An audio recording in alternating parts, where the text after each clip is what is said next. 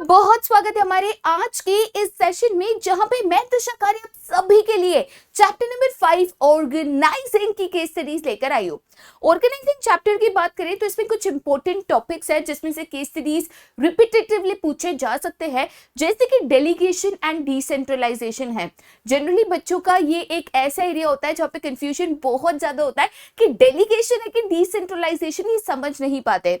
उसके अलावा जो टाइप्स ऑफ ऑर्गेनाइजेशनल स्ट्रक्चर है, चाहे फंक्शनल हो चाहे डिविजनल हो, एंड जो टाइप्स ऑफ ऑर्गेनाइजेशन है फॉर्मल एंड इनफॉर्मल, ये इससे कुछ क्वेश्चंस है जिसमें से केस स्टडीज आ सकते हैं। हम जाहिर सी बात है हर एक कंसेप्ट की केस स्टडीज यहाँ पे करने वाले हैं, चाहे वो यहाँ पे ऑर्गेनाइजेशन स्ट्रक्चर्स हो या फिर टाइप्स ऑफ ऑर्गेनाइजेशन हो, डेलीगेशन, डिसेंट्रलाइजेशन एक्सेट्रा। ठीक है, तो चलिए भाई बिना देरी के यहाँ पे आज की इस केस स्टडीज की शुरुआत करते हैं। एज ऑलवेज हमें फॉर्मेट बिल्कुल भी चेंज नहीं करना है और सबसे पहले हमेशा हमारे क्वेश्चंस के ऊपर जाना है। क्वेश्चन नंबर 1 यहाँ पे पूछता है, which type of organisation structure does this organisation has. ठीक है, एंड वन मोर एडवांटेज जो है आपको यहाँ पे बताना है।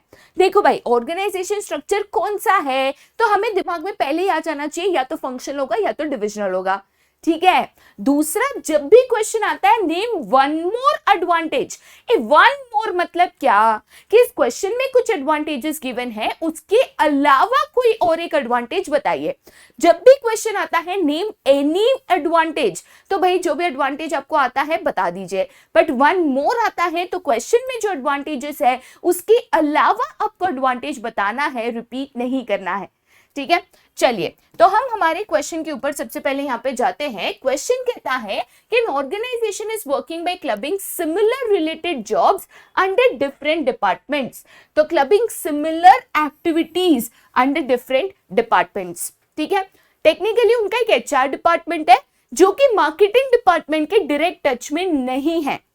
ठीक है, मतलब उनके बीच में एक थोड़ा सा लैक ऑफ कोऑर्डिनेशन आप कह सकते हो, जिसके कारण काफी सारी प्रॉब्लम्स यहाँ पे इस ऑर्गेनाइजेशन में क्रिएट हो रही है। एचआर हेड को फील होता है कि उनको ना ही एचआर के डिपार्टमेंट के बारे में पता है, और सिमिलरली मार्केटिंग डिपार्टमेंट को लगता है कि भाई उनको एचआर के बारे में नहीं पता है। ठीक है, कि भाई एचआर डिपार्टमेंट को सिर्फ मेरा पता है, मतलब एचआर का ही पता है, मार्केटिंग डिपार्टमेंट को लगता है सिर्फ मुझे मेरा ही पता है, मुझे एचआर का कुछ नहीं पता है, तो हमें सिर्फ एक ही चीज आती है। तो भाई यहाँ पे अगर मैं देखूं तो जाहिर सी बात है, उन्होंने क्या कहा है कि एक तो जब मुझे पूछा कि कौन सा टाइप ऑफ ऑर्गेनाइजेशनल स्ट्रक्चर है, तो मुझे फर्स्ट ही सेंटेंस में पता चल जाना चाहिए था जब मैंने कहा सिमिलर एक्टिविटीज को ग्रुप करके एक डिपार्टमेंट बनाया गया। तो यहाँ पे ये कौन सा स्ट्रक्चर है? यस, एब्सोल्युटली राइट, ये यहाँ पे एक फंक्शनल स्ट्रक्चर है। ठीक है, क्योंकि फंक्शनल स्ट्रक्चर में on the basis of function हम डिफरेंट डिपार्टमेंट्स बनाते हैं। मार्केटिंग जुड़ी सारी एक्टिविटीज मार्केटिंग में डाल दी, एचआर से जुड़ी सारी एक्टिविटीज एचआर में डाल दी, तो यहाँ पे हमने डिपार्टमेंट्स बनाए on the basis of function या तो एक्टिविटीज। तो यस, ये फंक्शनल स्ट्रक्चर है। अगर वही कहता कि हमने डिपार्टमेंट्स बनाए on the basis of product, तो ये डिविजनल स्ट्रक्चर हो जाता। ठीक है, दूसरी चीज उन्होंने क्या कही कि यहाँ पे कुछ डिसएडवांटेजेस ऑलरेडी गिवन है, उसके अलावा वन मोर डिसएडवांटेज आपको यहाँ पे बताना है। ठीक है, तो सबसे पहले डिसएडवांटेज उन्होंने क्या कहा है कि एक तो यहाँ पे उनके बीच में प्रॉब्लम है because of lack of coordination. दूसरा डिसएडवांटेज क्या कहा है कि यहाँ पे थोड़ी सी एक रिजिडिटी है कि एचआर डिपार्टमेंट को सिर्फ एचआर रिलेटेड चीजें पता है, मार्केटिंग डिपार्टमेंट को सिर्फ मार्केटिंग रिलेटेड चीजें पता है। मतलब इनफ्लेक्सिबिलिटी है या तो रिजिडिटी है, यहाँ पे हम डिपार्टमेंट्स की, सारे डिपार्टमेंट्स की नॉलेज रखे, ऐसा यहाँ पे नहीं है।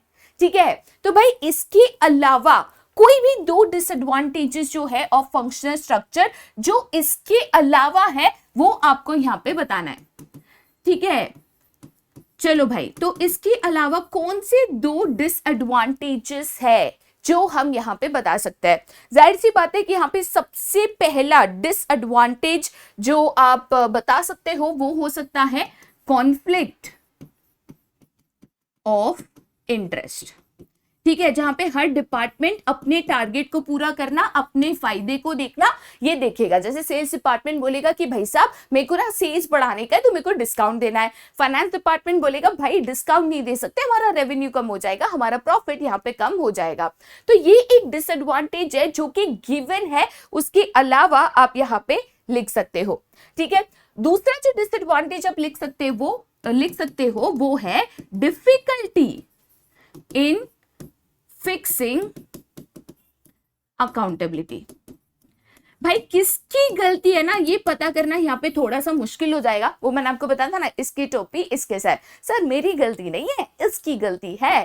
ठीक है, तो भाई दो डिसएडवांटेजेस जो है आपको पहले पहचानने हैं, उसके अलावा बाकी एनी टू डिसएडवांटेजेस आप यहाँ पे लिख सकते हो। ऐसे क्वेश्चन जनरली 3 मार्क के लिए आ सकते हैं, 3 to 4 मार्क्स के लिए, जहां पे आपको ये आइडेंटिफाई करना है और उसको 2 से 3 लाइन में एक्सप्लेन करना होगा। ठीक है, चलो आगे जाते हैं फिर टू द नेक्स्ट क्वेश्चन। अब अगेन हमारा जो मेथड है वो तो यहाँ पे सेम रहना है। ठीक है, क्वेश्चन यहाँ पे सबसे पहले गिवन है, ये देखो, ये बहुत ही different type of case study है। ऐसे types of case studies exam में देखे गए हैं, और अच्छी बात यह है कि डिफरेंट टाइप इतना बड़ा लगता है but it is technically very easy boss, बहुत इजी है। ठीक है, तो क्वेश्चन कहता है identify the following into formal and informal organisation. मतलब इनमें से कुछ फॉर्मल है, इनमें से कुछ इनफॉर्मल है, आपको पहचानना है कौन सा फॉर्मल है कौन सा इनफॉर्मल है, दैट्स ऑल। ठीक है, तो चलो भाई यहां पे हम आइडेंटिफिकेशन की शुरुआत करते हैं। सबसे पहले स्टेटमेंट कहता है कि mountain cold storage has a well defined structure of authority relationship. This structure is created after a lot of planning by the top level management. ठीक है, वेल डिफाइंड स्ट्रक्चर है, अथॉरिटी रिलेशनशिप है, मतलब superior subordinate relationship है, और ये structure top level management ने बनाया, मतलब डेलिबरेटली बनाया गया है। तो जाहिर सी बात है कि खुद से बनाया गया स्ट्रक्चर ये जो है आपका यहाँ पे फॉर्मल ऑर्गेनाइजेशन है। ठीक है, आपको लिखना है फॉर्मल ऑर्गेनाइजेशन, मैं फॉर्मल इनफॉर्मल यहाँ पे लिख रही हूँ, दैट्स इट। ठीक है, सेकेंड स्टेटमेंट कहता है कि Tanuj drinks is an organisation which helps quench the thirst of people sitting on road side and parks on Sundays. This organisation has originated from mountain cold storage spontaneously. तो एक organisation के अंदर ही अंदर दूसरा organisation बनना, तो जाहिर सी बात है ये कौन सा है, दैट इज इनफॉर्मल ऑर्गेनाइजेशन, क्योंकि इनफॉर्मल ऑर्गेनाइजेशन ही फॉर्मल ऑर्गेनाइजेशन के अंदर ऑटोमेटिकली क्रिएट हो जाता है। इसको हम नहीं बनाते, या तो कंपनी का मैनेजमेंट नहीं बनाता, दिस गेट्स क्रिएटेड ऑटोमेटिकली। ठीक है, थर्ड पॉइंट कहता है an organization holds its meeting according to the mood of its members. It has no set pattern of behavior. भाई मोड के ऊपर चलता है। ठीक है, मतलब कायदे कानून सिस्टम नहीं है, जैसी मर्जी वैसे चलता है। तो जैसी मर्जी वैसे चलने वाला एक ही ऑर्गेनाइजेशन हो सकता है जो कि है इनफॉर्मल ऑर्गेनाइजेशन। ठीक है, नेक्स्ट पे जाता है an organization which is run in central Delhi is known for its rigid nature. तो भाई कौन सा ऑर्गेनाइजेशन रिजिड होता है, तो जाहिर सी बात है जब मैं कहती हूँ रिजिडिटी तो यस ये आपका फॉर्मल ऑर्गेनाइजेशन होता है। फॉर्मल ऑर्गेनाइजेशन में रिजिडिटी, रूल्स, रेगुलेशंस, प्रोसेसेस को फॉलो करना मैंडेटरी होता है। नेक्स्ट यहाँ पे स्टेटमेंट कहता है कि cricket club is an organisation in which the authority of the members constituting it is because of the position in the management। मतलब आपकी जो भी पोजीशन है उसके मुताबिक आपके पास कितनी अथॉरिटी है वो यहाँ पे डिसाइड होता है। तो बेस्ड ऑन पोजीशन अथॉरिटी देना, ये स्ट्रक्चर डिसाइड करना जाहिर सी बात है ये भी यहाँ पे एक फॉर्मल ऑर्गेनाइजेशन है। ठीक है, नेक्स्ट स्टेटमेंट कहता है कि Translife is an organisation in which only the managers are the leaders.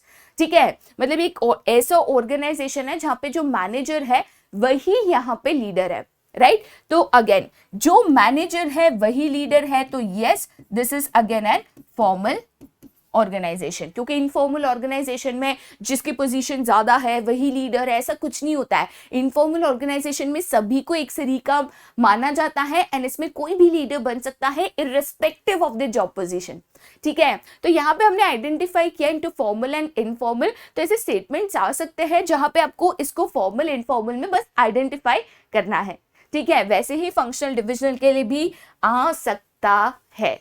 Okay, चलिए आगे जाते हैं टू द नेक्स्ट क्वेश्चन। अब ये डू इट योरसेल्फ वाला क्वेश्चन है। ठीक है, तो डू इट योरसेल्फ वाले क्वेश्चन हमेशा आप सबके लिए होते हैं मेरे दोस्त, जहां पे ये पता चल सके कि ऐसे अगर छोटे छोटे क्वेश्चंस आ गए तो क्या हम इसको खुद से सॉल्व कर पाएंगे। एज ऑलवेज ये डू इट योरसेल्फ वाले जो क्वेश्चंस है, इसका जो आंसर है आपको नीचे कमेंट सेक्शन में मुझे यहाँ पे बताना है।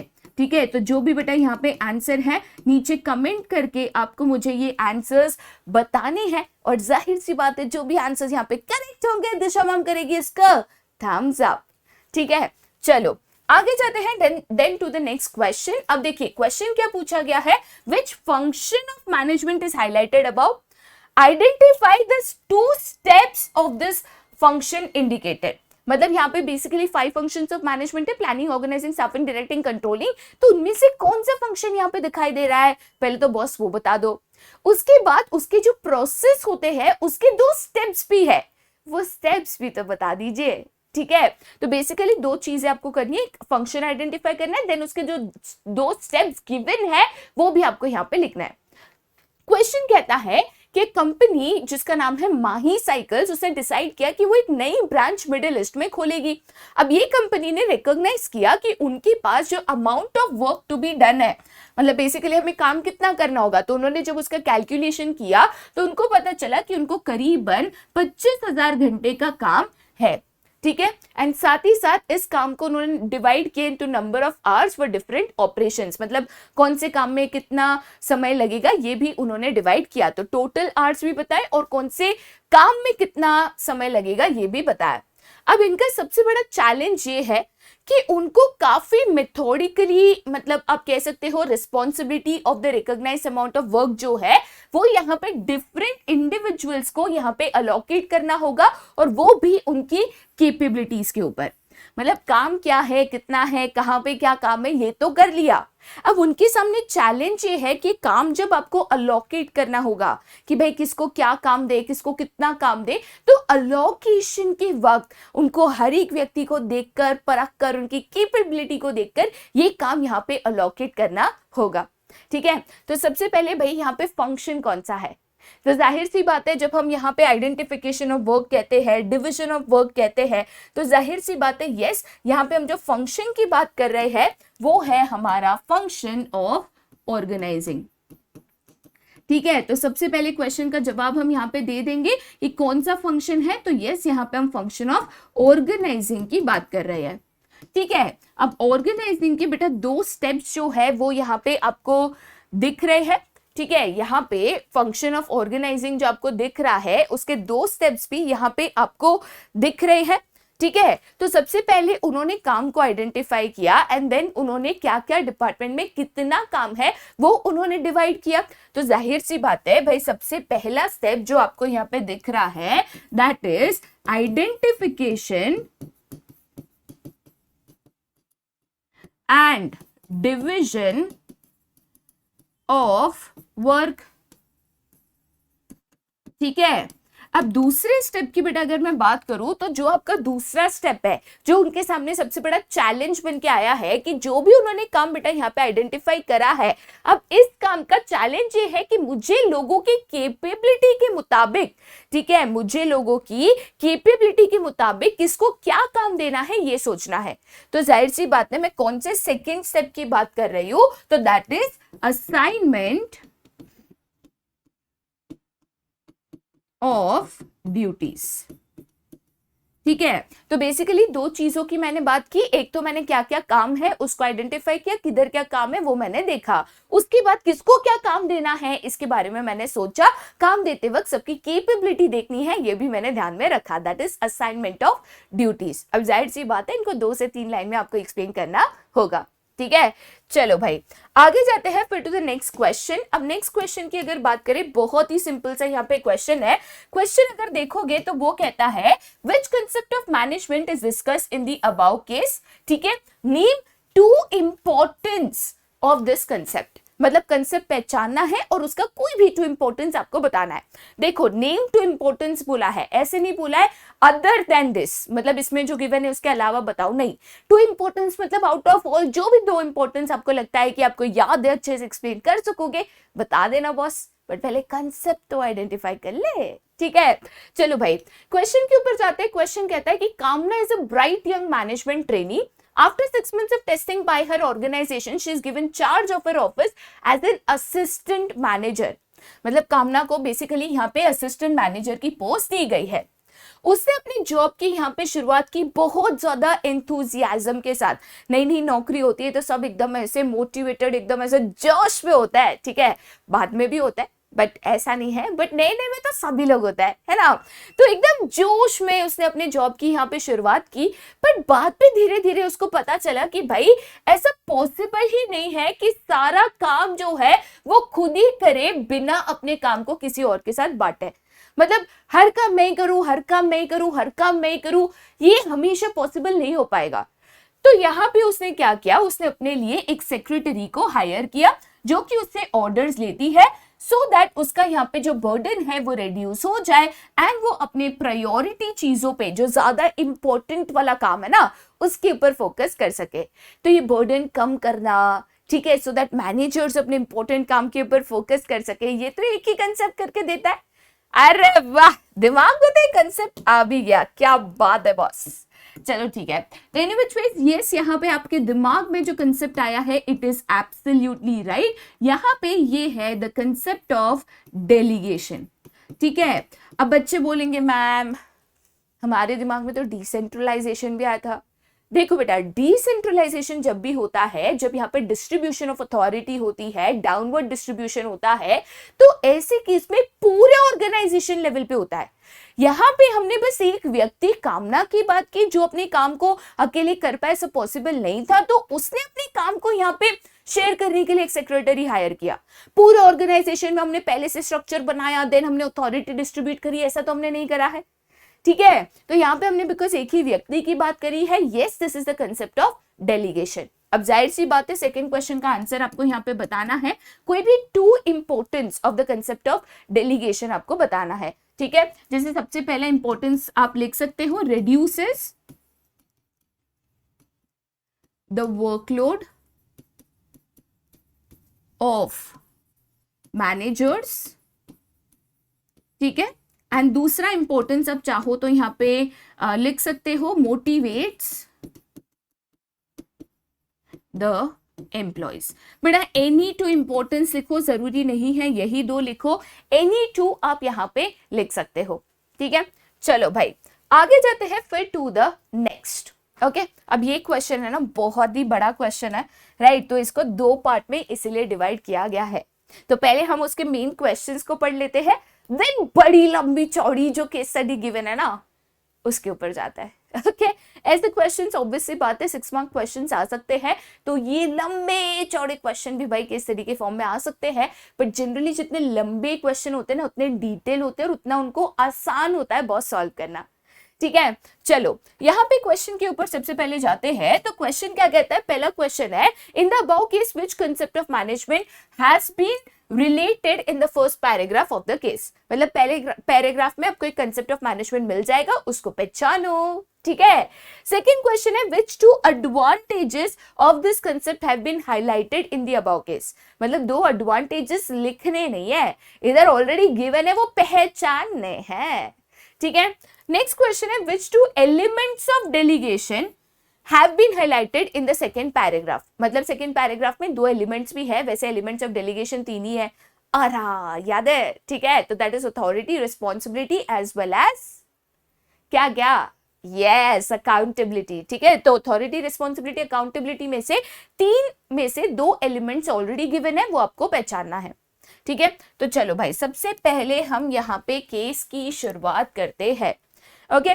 तो यहाँ पे सबसे पहले आपका केस क्या कहता है, तो केस कहता है कि अल्फा टॉनिक्स जो है एक प्रोग्रेसिव कंपनी है जिसने new records in the field of medicine यहाँ पे अचीव किया है.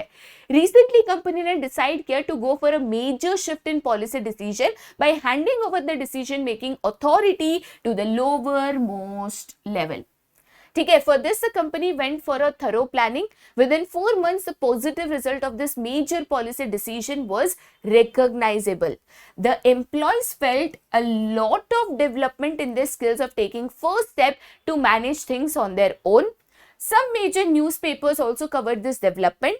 The production of the company increased. The company's top management could now focus on new areas of innovation as the employees turned more reliable. ठीक है, तो सबसे पहले मैंने ये जो डिसीजन लिया कि अथॉरिटी जो है मैं पूरे लोअर लेवल तक पास ऑन कर दूंगी, मतलब पूरी कंपनी लेवल पे डिस्ट्रीब्यूशन ऑफ अथॉरिटी या डिस्पोजल ऑफ अथॉरिटी होगा, टॉप से मिडिल, मिडिल से लोअर पास ऑन होते जाएगी पूरे ऑर्गेनाइजेशन स्ट्रक्चर में।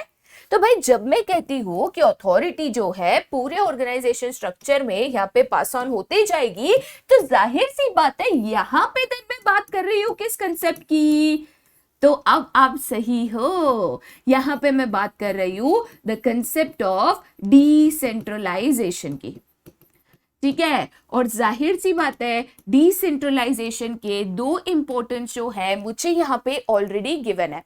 ठीक है, सबसे पहले इंपॉर्टेंस उन्होंने एम्प्लॉयज के बारे में कहा था कि जो भी आपके एम्प्लॉयज है, ठीक है, वो एम्प्लॉयज काफी ज्यादा खुद से डेवलप हो रहे हैं, क्योंकि वो फर्स्ट स्टेप मतलब खुद से आके first step to manage things on their own, खुद से आके मैनेज करना।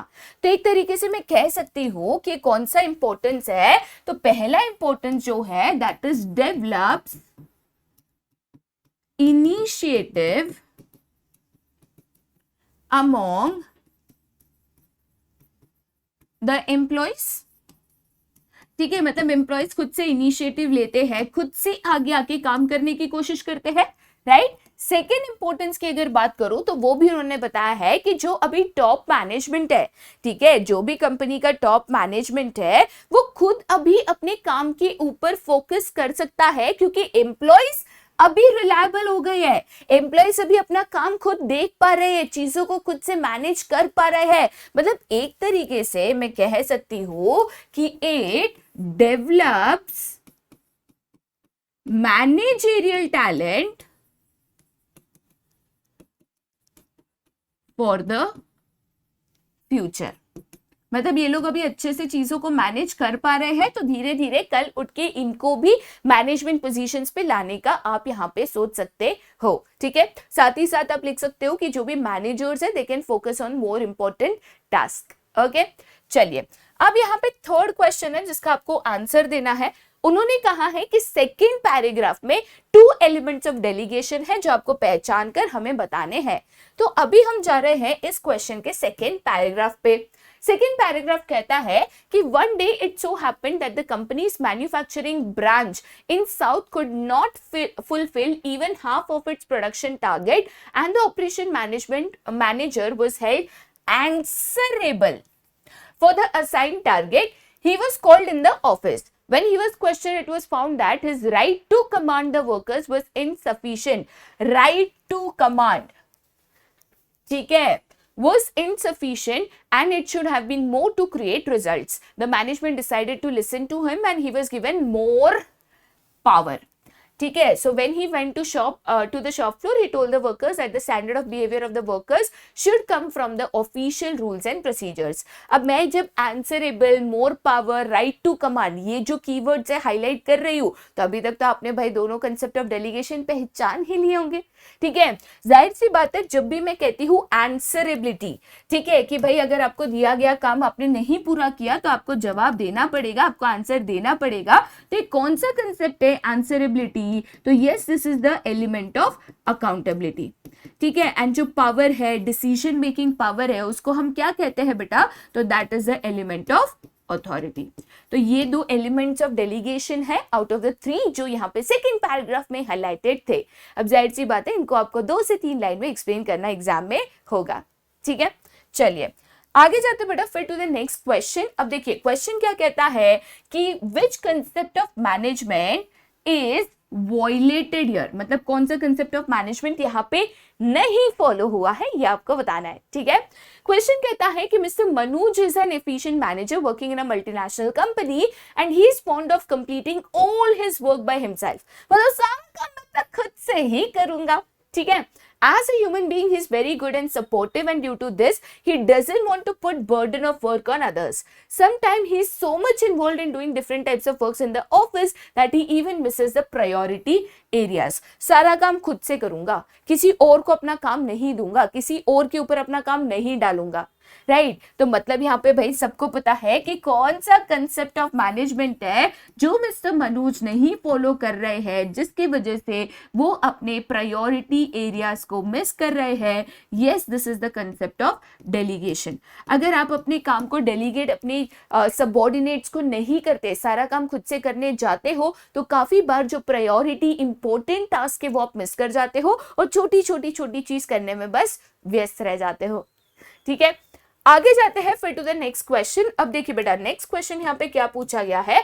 सबसे पहले पूछा गया है कि identify the concept used by Aman Gupta through which he was able to steer his company to greater heights. सबसे पहले तो कंसेप्ट है जो अमन गुप्ता ने यहाँ पे इस्तेमाल करा होगा वो पहचानना है। Also explain any three points of importance of this concept। मतलब कोई भी 3 पॉइंट ऑफ इंपॉर्टेंस बेटा यहाँ पे लिख देना है। कोई इसमें यही पॉइंट लिखो, जो गिवन है वही लिखो, जो नहीं गिवन है वो मत लिखो, ऐसा कुछ नहीं है। ठीक है, तो पहले तो कंसेप्ट को पहचानते हैं। क्वेश्चन कहता है कि Aman Gupta started a telecommunication company जिसका नाम था डोनीरा limited.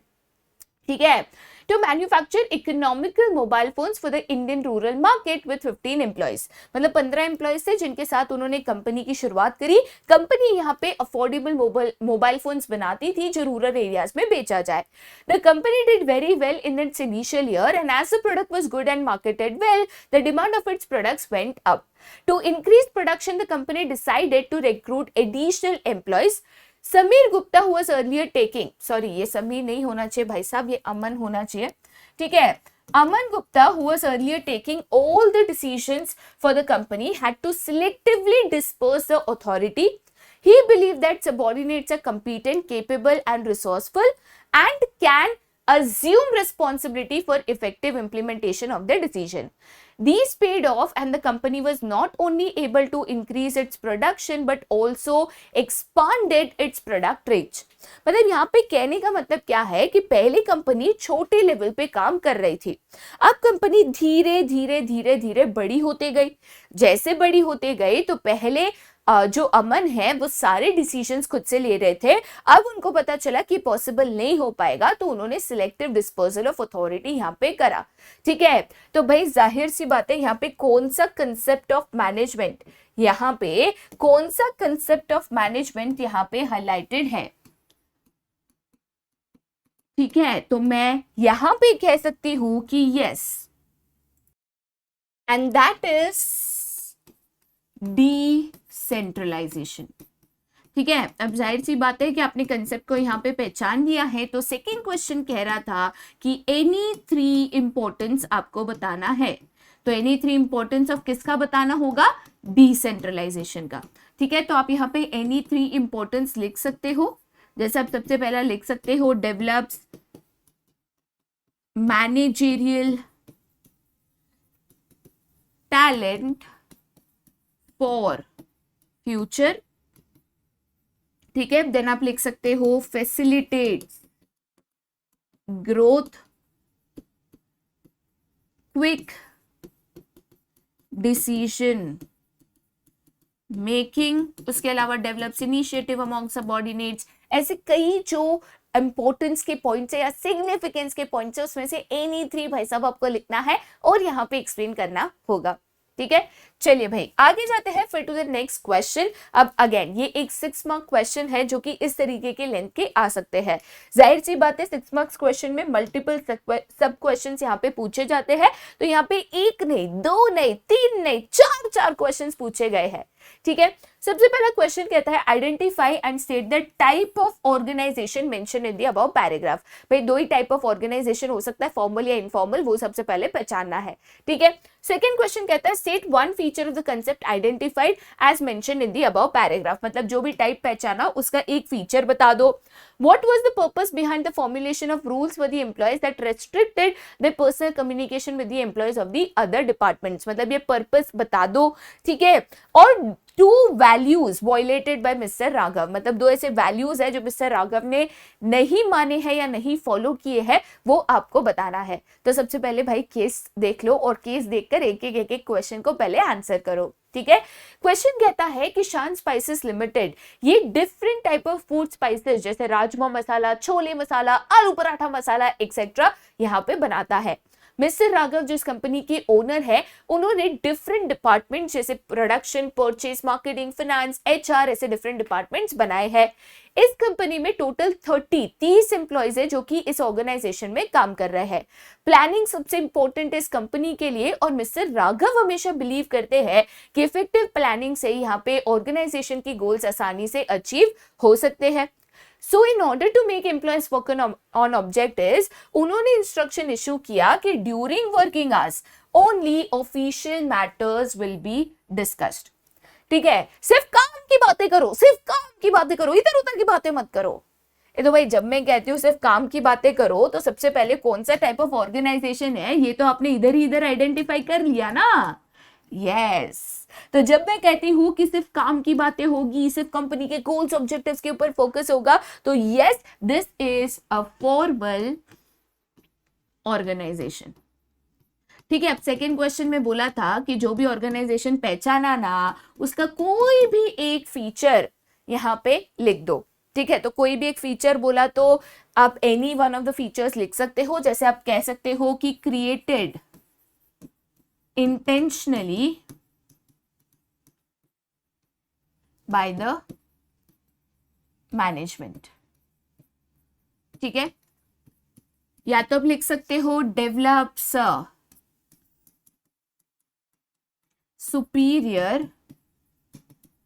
subordinate relationship। Any one of the features आप यहां पे लिख सकते हो, सिर्फ एक ही फीचर यहां पे लिखने आपको कहा गया है। ठीक है, अब थर्ड क्वेश्चन के ऊपर जाता है। थर्ड क्वेश्चन बेटा आपको यहाँ पे क्या पूछा गया था कि what was the purpose behind the formulation of rules for the employees that restricted their personal communication. अब आगे पढ़ता है। ठीक है, आगे इस केस में यहाँ पे क्या कहा गया था कि he made certain rules and code of conduct for the employees to follow, according to which employees are not allowed to visit and talk to the employees of other departments except for the official hour work। ठीक है, मतलब काम के अलावा ना कोई और बात जाके आप दूसरे डिपार्टमेंट के लोगों से मिलो, वहां से बात करो, आप नहीं कर सकते हो। He emphasized on work performance which resulted in smooth functioning of the organization।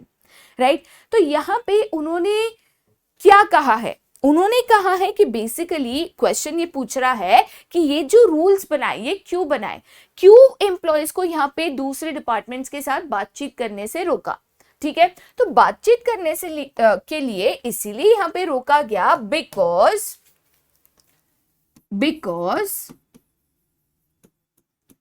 It may lead to less focus on organisational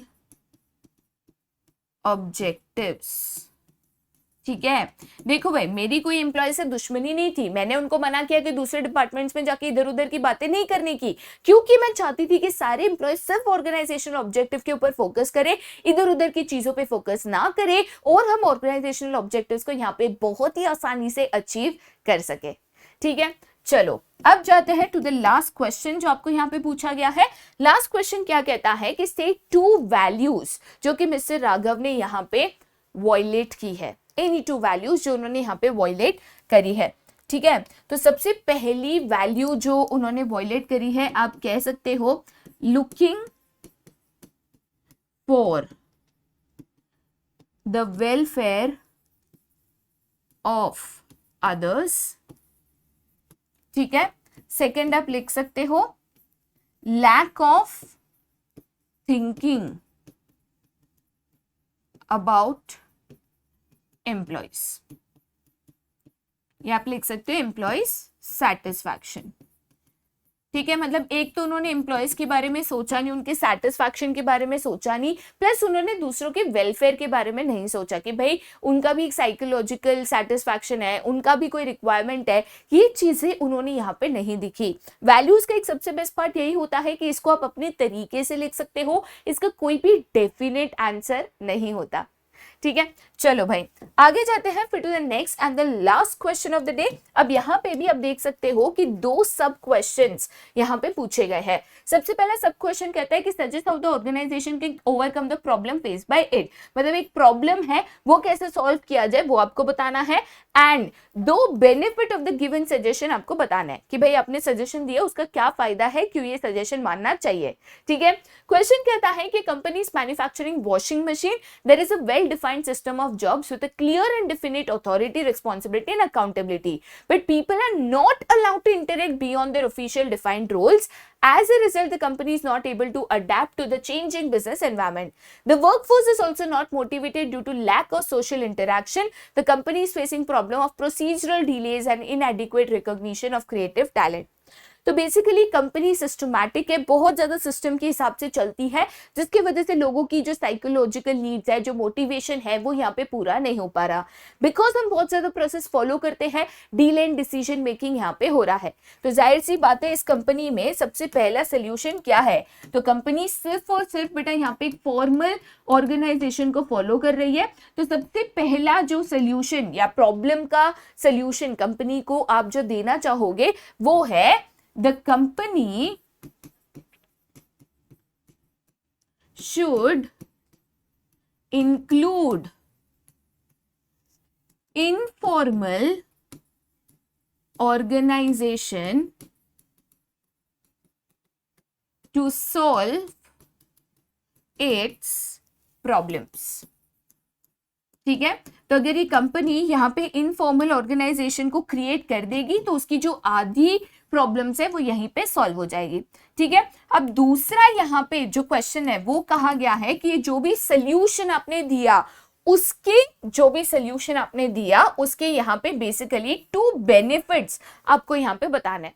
ठीक है, तो इनफॉर्मल ऑर्गेनाइजेशन के बेसिकली आपको 2 बेनिफिट्स यहाँ पे बताने होंगे, राइट। तो सबसे पहला जो बेनिफिट है आप यहाँ पे लिख सकते हो and that is quick decision making. ठीक है, उसके अलावा आप लिख सकते हो psychological satisfaction of the employees की जो साइकोलॉजिकल नीड्स है वो इनफॉर्मल ऑर्गेनाइजेशन यहाँ पे पूरा करता है। ठीक है, साथ ही साथ इसमें क्विक डिसीजन मेकिंग होता है क्योंकि पूरे प्रोसेस को यहाँ पे फॉलो करो, ऐसे इनफॉर्मल ऑर्गेनाइजेशन में नहीं होता है। ठीक है, चलो भाई, तो इसी के साथ जो हमारा आज का सेशन है जाहिर सी बात है हम इसको खत्म कर रहे हैं, बट एक बहुत ही छोटा सा क्वेश्चन मैंने आपको डू इट योरसेल्फ के लिए दिया गया है, उसका आंसर नीचे कमेंट करके जरूर बताना। ठीक है, आगे के चैप्टर्स की केस स्टडीज के साथ मैं बिल्कुल ही आऊंगी, और भी बहुत सारी केस स्टडीज आगे जाके हम जरूर सॉल्व करेंगे, बट अभी के लिए यहीं पे bye bye and take care.